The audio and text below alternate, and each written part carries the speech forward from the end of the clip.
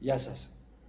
Επειδή είναι πολύ της μόδας η ενέργεια, η ενασχόλησή μας με την ενέργεια και με τις ενεργειακές θεραπείες, πολλοί κόσμος πια ξέρει μια ή περισσότερες ενεργειακές θεραπείες. Πολλοί λένε όλα είναι ενέργεια. Αυτό ήθελα να πω λίγα πράγματα πάνω σε αυτό το θέμα. Η ενέργεια, που στα κινέζικα λέγεται Qi,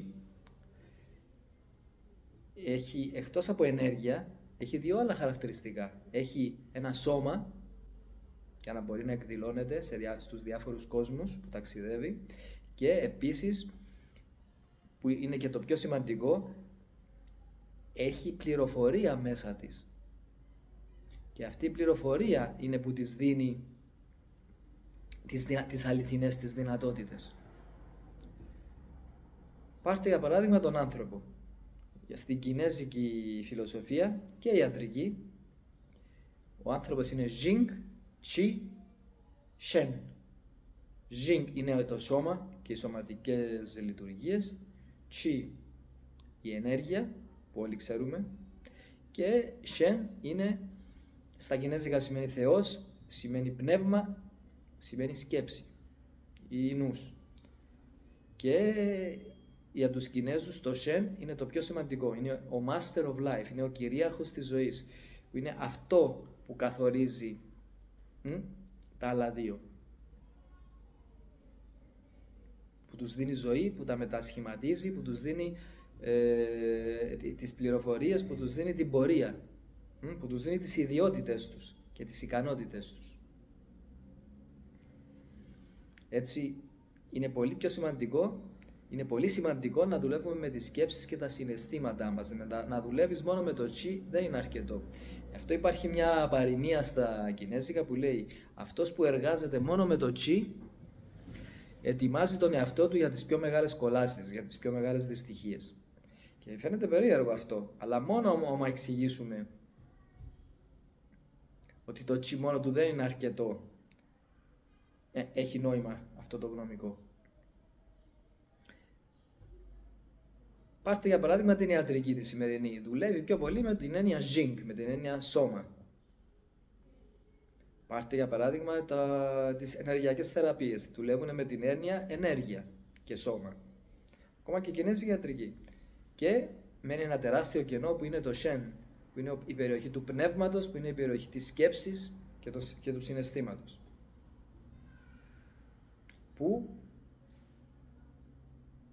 είναι και η πιο σημαντική περιοχή.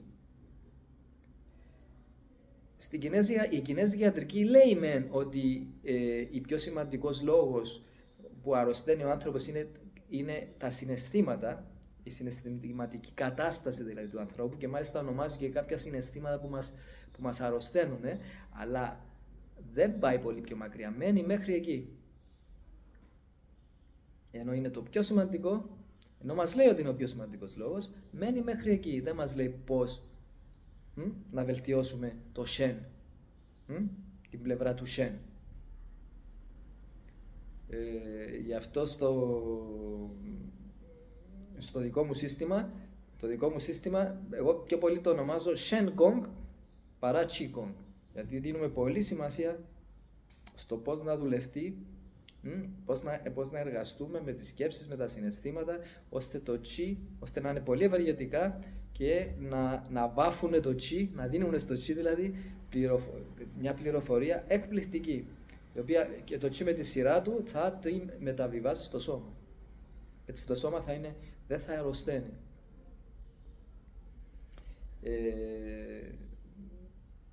Η ιατρική, όπως είπα, εξασκείται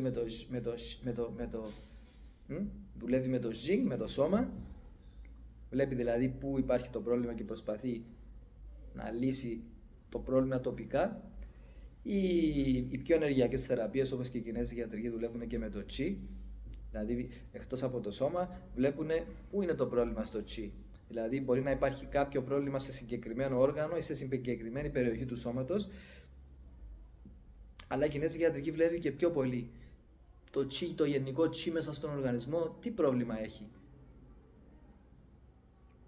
Αυτό είναι μια πιο βαθιά προσέγγιση, μια πιο ολιστική προσέγγιση. Αλλά η αληθινή ολιστική προσέγγιση είναι να καταλάβουμε ότι είναι οι σκέψεις και τα συναισθήματα που μακροχρόνια αλλάζουν το chi, αλλοιώνουν το chi, αλλοιώνουν την πληροφορία μέσα στο chi, τη ροή του chi, την ποιότητα του chi και γι' αυτό αρρωσταίνουμε. Γι' αυτό μεταξύ αστείου και σοβαρού, πάντα λέω στους μαθητές μου, όταν διδάσκω, πρέπει να γίνουμε Jinchishans, γιατί στα αγγλικά ο γιατρός λέγεται και physician, και εγώ τους λέω εμείς πρέπει να γίνουμε Jinchishans, δηλαδή γιατροί που να λαμβάνουμε υπόψη μας ολόκληρη την Αγία Τριάδα που είναι ο άνθρωπος, δηλαδή και το σώμα και την ενέργεια και την πνευματική υπόσταση του ανθρώπου. Αυτά για την ώρα. Καλή συνέχεια, καλή εξάσκηση σε όσους εξασκήσετε. Γλυκιά μέρα να έχετε.